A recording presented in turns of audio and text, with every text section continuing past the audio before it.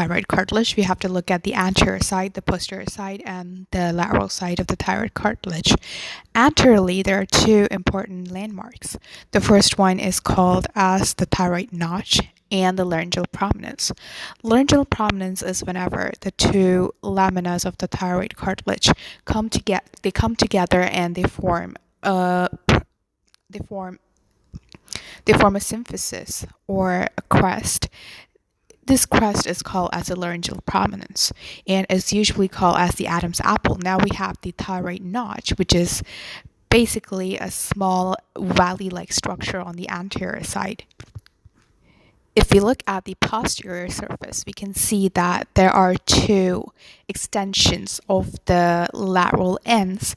These are called as corneas. So we have the superior cornea or the superior crown, and then we have the inferior cornea or the inferior crown. These are slender horns, and there is something called as an oblique line. That's a shallow ridge that is present like 1 inch or 1 centimeter before the corneas. Now, this oblique line is quite important because it's the attachment of the muscles of the thyroid. So we have two muscles called as the thyroid and the sternothyroid. So hyoid to thyroid, we have the thyroid, and then we have the sternothyroid, and they both are attached to the oblique line.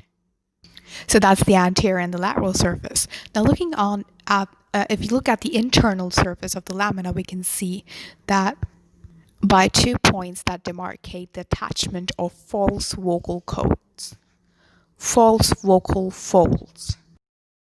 The cricoid cartilage is a circular ring-like structure, and it's the first laryngeal cartilage that surrounds the entire airway completely. And it is joined on the posterior side to the arytenoid cartilage. So superiorly, it articulates with the arytenoid cartilage, and superiorly we have the thyroid cartilage. So this entire cartilage, it looks like it resembles a gravy boat. And if you look at it anteriorly, you can see that there is an arch called as the cricoid arch. The cricoid cartilage is narrow anteriorly, and it sort of widens posteriorly. Now, just like we had two muscles that were attached to the surface of the thyroid cartilage, we have two muscles that are attached to the surface of the cricoid cartilage too.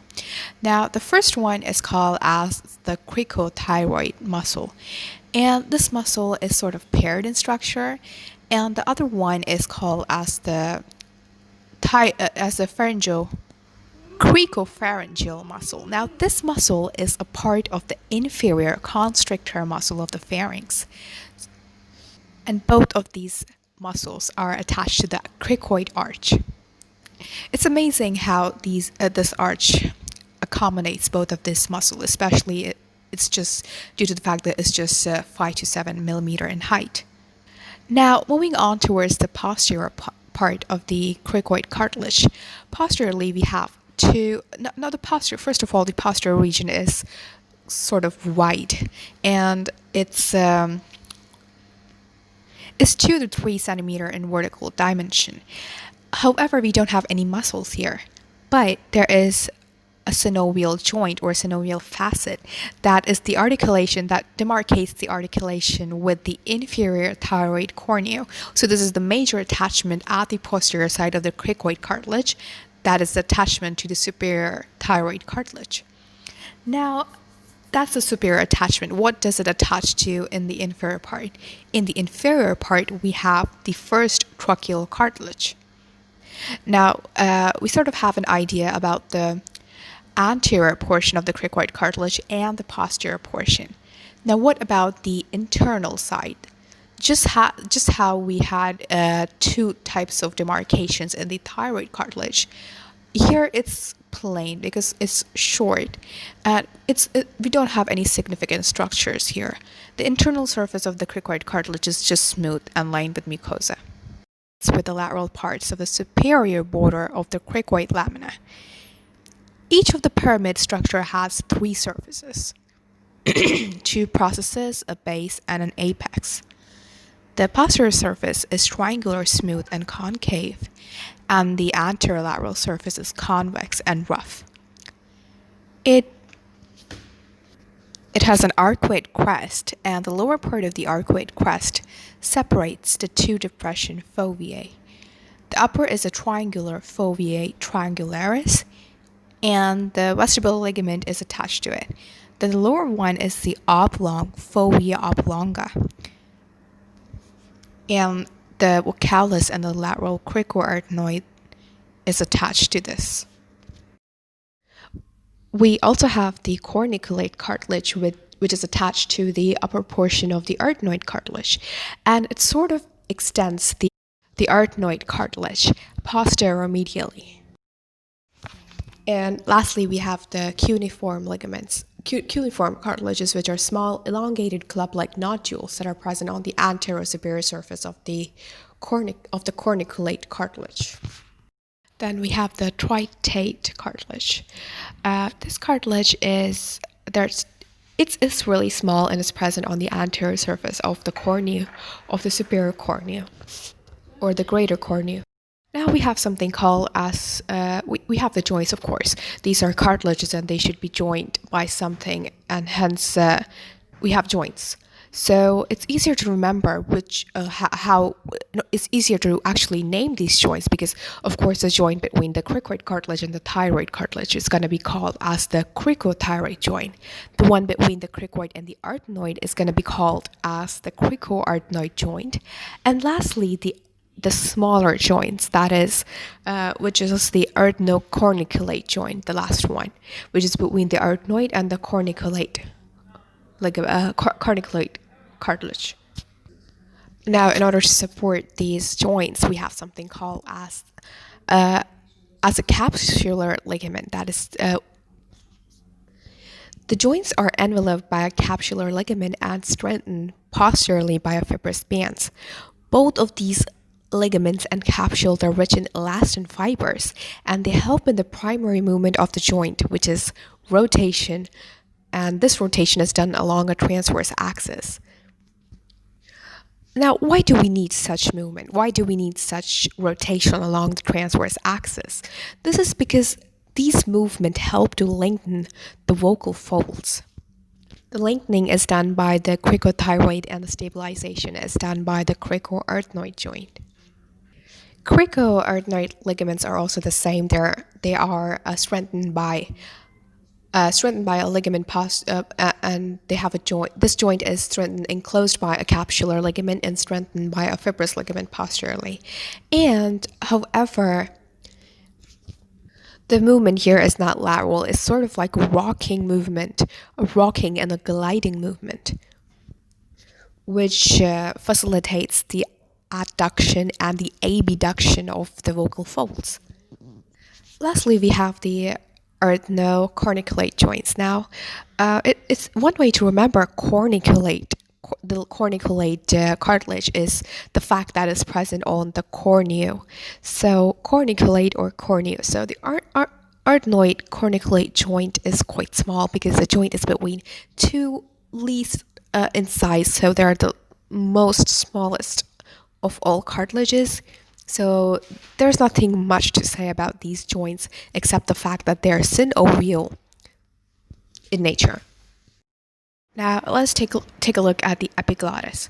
Epiglottis is a small flap-like structure that is present between the tongue and the hyoid bone. So anteriorly it has the tongue and the hyoid bone too, because of course both of them are anterior in nature. Now, if you look at the epiglottis, it's a thin leaf-like structure or a plate-like structure of elastic cartilage.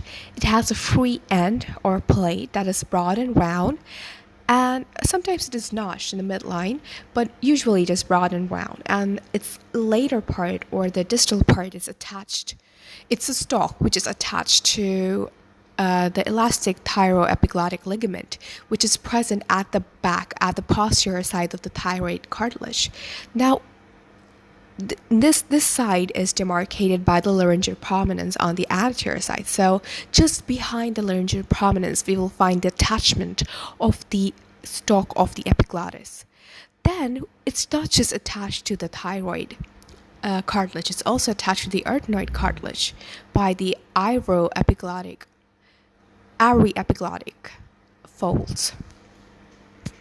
Now, what are the functions of the epiglottis? The epiglottis is the is the only flap that separates the air passage from the food passage. So basically, whenever we swallow, what happens is that the hyoid bone, it moves upwards and forward, which leads the epiglottis to bend posteriorly. And when this epiglottis it bends posteriorly, it covers the laryngeal inlet.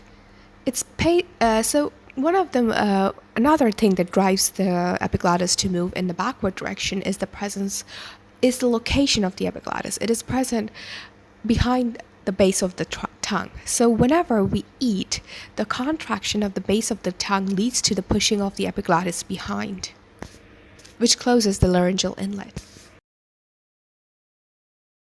Now that we know about the epiglottis, it's much more easier to know about the extrinsic ligaments and the membranes. So the ligaments of the ligaments of the larynx are divided in such a way that there's an extrinsic compartment and an intrinsic compartment. The ligaments are useful and are needed because, of course, they need to join the skeleton framework of the larynx in a certain way. So the interconnection is done by intrinsic ligament and fibroelastic membranes. And when we speak about the intrinsic soft tissue, it's important to remember the three names, which are the thyroid, quadrangular membrane, and the conus elasticus. So thyroid, quadrangular, and conus elasticus. The thyroid is placed exteriorly to the larynx, and the quadrangular membranes and the conus elasticus are internally placed. Now, let's take a look on the first extrinsic ligament. That's the thyroid membrane. Thyroid ligament is present between the greater cornea of the hyoid bone and also the greater cornea of the thyroid cartilage. So it's also made up of fibroelastic cartilage. The thyroepiglottic ligaments. Now, the thyroepiglottic ligament is the same ligament that we spoke about when we spoke about the epiglottis. So the stalk of the epiglottis is the thyroepiglottic ligament. It's hidden and you cannot see it if you see the larynx anteriorly, but if you take apart the larynx, you can see that it is found behind the lamina, the lamina of the thyroid cartilage. And just like this, we have the hyoepiglottic ligaments, that is the attachment of the hyoid bone with the epiglottis. Remember, there are two attachments to the epiglottis, one with the thyroid cartilage and the other with the hyoid bone. So the last component of the extrinsic ligament is the cricoid ligament. Now, as the name suggests, it joins the cricoid cartilage with the trachea, and it's present at the end of the larynx, and it's continuous with the first tracheal cartilage. We also have the corniculate cartilage, which is attached to the upper portion of the arytenoid cartilage, and it sort of extends the arytenoid cartilage posteromedially. Now, let's discuss about the muscles of the larynx. So, it's important to divide the larynx into two parts in the case of muscles. So, we have the extrinsic muscle layer, and then we have the intrinsic muscle layer. So, the extrinsic muscle layer is the one that consists of the thyroid strap muscles, and the infrahyoid strap muscles that include the thyroid, the sternohyoid, the sternothyroid, and the inferior constrictor muscles of the pharynx. And then we have two elevator muscles of the pharynx too, that are stylopharyngeus and palatopharyngeus. Lastly, the intrinsic muscles are the cricothyroid, the posterior and lateral cricoarytenoid, the transverse oblique arytenoid, ivroepiglotticus, thyroarytenoid, and some parts of the vocalis and the thyroepiglotticus.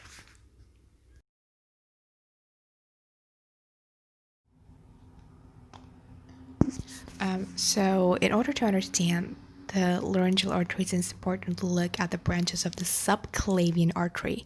So there are two major branches, and then we have the subordinate branches coming off them that supply the larynx. So the major structure that is was adjacent to the larynx or inferior to the larynx is the thyroid. So most of the supply of the thyroid is related to the larynx. So we have the superior laryngeal artery here. The superior laryngeal artery is right beside the superior tracheal artery. You can see here the superior laryngeal artery here is right below this, right adjacent to the superior thyroid artery. And then we have the inferior laryngeal artery that's also quite close, as we can see here, quite close to the inferior thyroid artery. And of course it's another amazing fact that we can see is that both of them are a branch here of the thyrocervical trunk, that comes off of the subclavian artery below. So just like the arterial supply, the venous supply is somewhat similar, with the superior laryngeal artery projecting